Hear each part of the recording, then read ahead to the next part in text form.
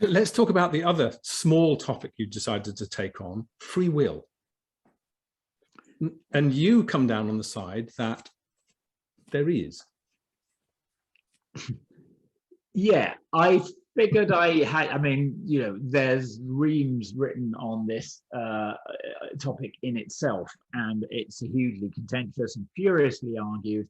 But I felt I had to say something about it because it is such a central aspect of what our minds experience. Yeah. And I also thought that, I also wanted to ask within the sort of framing device of my book, well, can we imagine a mind that doesn't have free will, that has experience as we do, but that is just somehow watching itself do stuff, without any volition? I find it very hard to imagine a mind like that. And I think the reason I do is that it goes against what minds are for. What would be the purpose of a mind like that, rather than just having an insensate sort of machine-like device that is just responding to, to what happens? But there are some of the people, at least, well, in fact, it's hard to get away from the idea that if you don't believe in free will, actually that is all we are. We are just, pushed around, and we're just imagining that we're actually, having any effect on it. But actually, we are just these machines being pushed around by atoms, and being dictated to by the conditions of the Big Bang. That everything unfolded inevitably from that. And there are people who argue that. The position I take in the book is that for me to believe I have free will, all I would ask is that I be, in some meaningful sense, the cause of things that happen, to me, or some of the things that happen to me. So to my mind, it comes down, free will comes down to this idea of causation. Where is causation in the world? If causation just flows up from atoms colliding, it is very hard to see how free will fits into that. And, people who argue for that position say, well, what else is there apart from forces between atoms? Where can the free will come in to actually move atoms around? And I guess my answer to that would be just like this. This is free will, or if you like, or in my mind, moving atoms. It's actually very simple. And if you say, well, okay, but let's break that down. It's your neurons firing, and those neurons are firing because there are ions going through the cell walls, through proteins. That's all it is. But there are very good reasons, not just hand-waving reasons, but actually technical reasons. When you start to, there are ways to quantify causation in a complex system, to measure how much causation resides at the different levels of the system. And if you do that for complex systems like the brain, then it seems to indicate quite clearly that there is more causation happening at the higher levels of the system. That you have to say, at the level of individual neurons, there is no causal power that is causing this glass to move. It's only at the higher level of my sort of neural modules, really, at that level of my decision-making neural apparatus. That's where causation is primarily coming from. So that's all I'm asking for. Even scientific theories, I mean, the law of natural selection isn't there in physics. There was no law of natural selection when the universe began because there was nothing to select amongst. Well, that's true, although it's a really interesting discussion, whether there is something about the nature of matter, or actually perhaps even more fundamentally the nature of information, that makes something like natural selection kind of inevitable when matter gets complex enough. And I think it's a completely open question, but I think it's not one that is outside of science to begin to examine whether something like natural selection was inevitable once you have matter that has certain properties, once you have molecules that start to, and in fact, one thing I ask at the end of the book is whether mindedness might actually be a sort of an inevitable property of the universe. Because I think we're not astonished enough and not astonished often enough at this very weird thing that has happened in the universe, that it's become aware of itself. That sounds like a very kind of poetic, flowery thing to say, but actually it's simply the truth. Yeah. That a bit of the universe here and there has become aware of itself, in some sense, to some degree. Was that inevitable? Where did that capacity come from? One of the questions I do try to pose, at least in this book, is whether we can start to make headway in thinking about that, and thinking about whether there's some fundamental property of how information is organized in the universe that makes minds inevitable, in the same way as general relativity makes black holes inevitable. Yeah, well, that's one of the very nice things about the book, is that in a way what you do is you pose better questions rather than trying to give us answers. In other words, I can't think of anywhere in the book where you say, well, there's the answer. What you do is say, look, here's some badly put questions from the past. Let's unpack them a bit and see if we can put them in a much more interesting way. And that's one of the nice things about the book, and particularly where you end up, because in a way you sort of end up thinking about, well, are the electrons, are the fundamental particles, are they what creates your thoughts? In some sense they are, but can the thoughts push the electrons around as well, which is what you're saying somehow? Yeah, it is. I mean, it sounds kind of weird. It sounds mystical, doesn't it? Put like that, as though there's some weird psychic force that is moving matter. But actually, all I'm saying is that causal power accumulates. Evolution, actually, that's one of the things it does. Actually, it spreads causal power up to higher levels of the system, and there are ways that you can quantify that. There's nothing mystical about that. It's perfectly straightforward, and that's what biological agency, to my mind, is all about. That it's an accumulation of causal power at higher levels of the system, simply using, nothing mystical, simply using all the forces and particles that we know about. But sort of relocating where cause is coming from, that as complexity deepens and as evolution proceeds, that is what we see happening. So yeah, that's certainly something I'm trying to suggest. I mean, David, I'm very glad that you saw the book that way, as trying to find better questions. I think already there's a little indication that some people might be a bit disappointed by that, because we're used to these books that promise that they're going to tell you how the mind works, and you're not going to get that from this book. As if you could find the answer to life, universe, and everything for $8.99 in Waterstones. It's just not going to happen. I don't think so. And certainly not in this book. But that's exactly what I want to do. I want to try to pose better questions, and to provide a framework for thinking about these things that we absolutely don't have the answer to yet. I think we would be shortchanging ourselves to pretend that we have the answers to these things. But I think that's obviously often how progress is made in science anyway. It's not by doing some experiment to find a better answer, but actually finding a better way to formulate the question. Do you expect pushback from some parts of science? Because although you come across very reasonably in the book, you're sort of open about what you're talking about and where your assumptions are. You do take a lot of positions, and your overall argument is one which would horrify a whole group of scientists. Do you expect pushback? Have you had any from them? There may be. I mean, certainly in talking about free will, you're going to upset someone inevitably. But I guess I feel there. To be frank, I felt it's these arguments about determinism of fundamental particles, trying to talk about free will in terms of what fundamental particles do.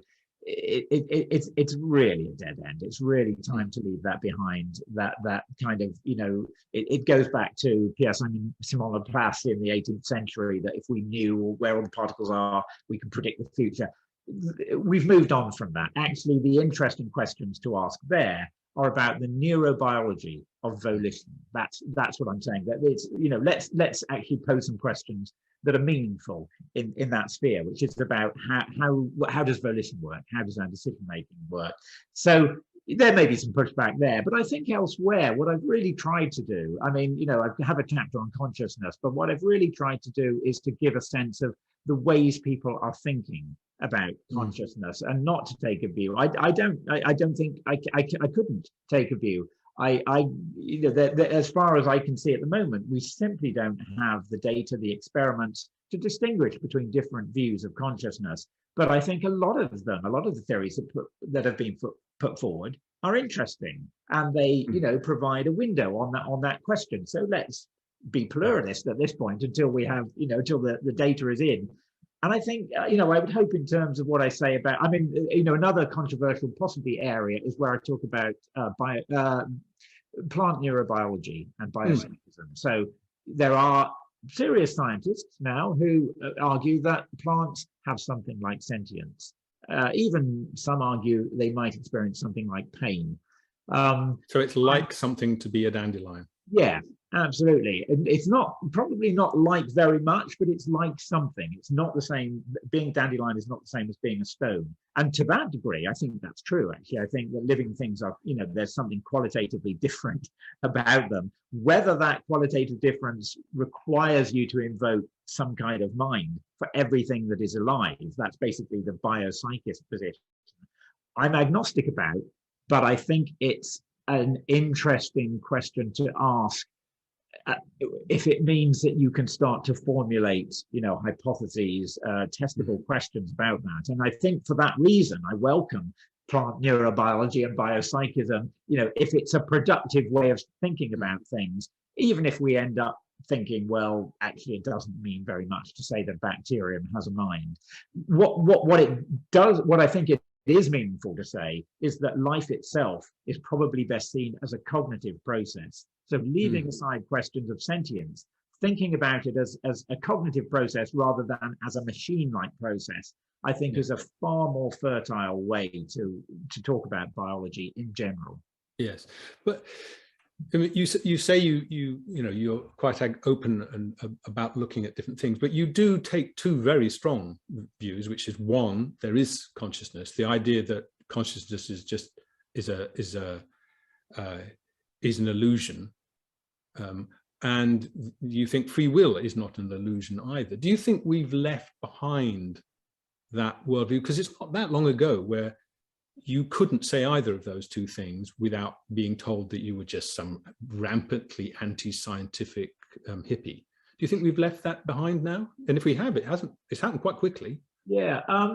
Well, you know, I mean, we've also left behind the idea that if you believed in panpsychism, in there being a bit of consciousness in everything, that you're a hippie. I mean, it's not a mainstream view, but it's coming back into philosophy, which is quite interesting. I don't think I don't take that view myself, but you know, one is allowed to say it. I think with free will, I guess I really hope, as I say, that it just gets moved on to a more productive discussion with, you know, about neurobiology. With consciousness, I guess I feel I'm very much with the philosopher Galen Strawson here. I think it was Galen who said, you know, that to say free will is an illusion, it's hard to know where you even start. It's like, you know, it's like saying, I mean, it is like saying actually solidity is an illusion, and I say I refute it thus. Because come on, I mean, it's, you know, people used to say that, right? They used to say, well, it's not because it's mostly empty space, but no, it's not. It's, you know, it's one of these emergent properties. And I think to say consciousness is, it's almost as though you have to, it's a bit like free will, actually. You almost have to redefine it as something other than what it self-evidently is, what it means, in order to say it's an illusion. You know, it's here. It's what we experience. That is consciousness. Now, that is what we're meant to explain. If you want to make it into something that you can kind of, you know, explain away and say, well, you know, it's not real. Somehow we're an automaton. I don't quite know where you even go with that, because if what you're saying contradicts experience, what have we got left? So I guess I feel, and I think that's, you know, I don't think that's really controversial in neuroscience now. I think most neuroscientists are wanting to explain consciousness and to understand it, but not to explain it away, and not to, not to deny it. We've got a question come in, if you don't mind. Stella O'Brien says, is there any topic that intrigues you, but for which you couldn't find a better question? Brackets, shall you mull this over for a follow-up book too? Intrigued me, but for which I couldn't find a better question. I mean, that I probably will need to mull that over. I mean, one thing, okay, there's probably a nagging thought in the back of my mind that is true of consciousness. I certainly think, as I say, that's true of free will, that actually there are better questions to ask, which are about decision making and volition. And part of me does wonder whether actually the way consciousness, the arguments about consciousness will be resolved is that we'll think, oh crikey, we should have been asking this, rather than that we'll find an answer to what is consciousness. The question will be relocated. That often happens. I think that's probably going to happen in quantum mechanics, for what it's worth, as well. So maybe that's one of them. Maybe we're still waiting for the better question about consciousness. I mean, it does boil down to whether you're willing to have emergence. It's one of those words, isn't it? 20 years ago, emergence, you were told to leave the room and go and wash your mouth out. And now you're allowed to. And in some ways, the anti-emergence seems less scientific. The notion that if I asked you, Philip, what's 2 and 2? What's the answer to 2 and 2? You're going to say 4. I think it's because you had an idea worked out from the rules of mathematics. And it seems so unparsimonious to say, well, actually, some quarks and electrons headed out from the Big Bang 14 billion years ago, and they were always destined to collide with each other to make you say the words 4. That just seems so unlikely. What it really means, I mean, I talk about this in the book as well. If you pursue that line, your explanation for everything that happens is simply, it has to be, you cannot avoid it, it has to be simply a description of everything that has happened since the Big Bang. That is the nature of and so in the end, all you're saying, if you take that, hard determinist position that it's all particles, all you end up saying is that everything that happened. And if it happened again, it would happen again. It takes a bit of unpacking, but really that's where you end up with. That's all that you can say. And to my mind, that is so empty. I mean, it's not an explanation, is it? It's just a description. Isn't it the scientific version of it's like God moves in mysterious ways? It's just saying the universe moves in mysterious ways. Like you say, what kind of explanation is that? Yeah, or even, not even in mysterious ways, but just you're just saying the universe is. It just did what it did. That's what happened. So actually, if you take that view, there is nothing you can obviously exclude from your explanation, between the event and the Big Bang. Yes. Nothing. Including every quantum mechanical fluctuation that happened, because those were crucial at the beginning of the Big Bang. What came out of it was contingent on those. So it becomes, that if you take that idea seriously, that's really my problem. That the hard determinists don't take their own view seriously enough. If they took it seriously enough, that's what they would end up as, and that's what they'd end up with, and that it is no explanation at all. We've run out of time, but just what's the next book, Philip? Go on, tell us what it is. Okay, the next book. In a few seconds. Tell us. It's equally absurd. It's going to be at least this size, I'm afraid. It's about how, I'm embarrassed even to say it, it's about how life works. It's trying to move on the narratives that we have about biology to ones that actually reflect what we have learned over the past 2 or 3 decades about how life really works. Fabulous. I look forward to interviewing you about it. Hurry up and get it printed. Philip, thanks very much indeed for joining us. Thanks, David. Pleasure. Bye-bye. Bye.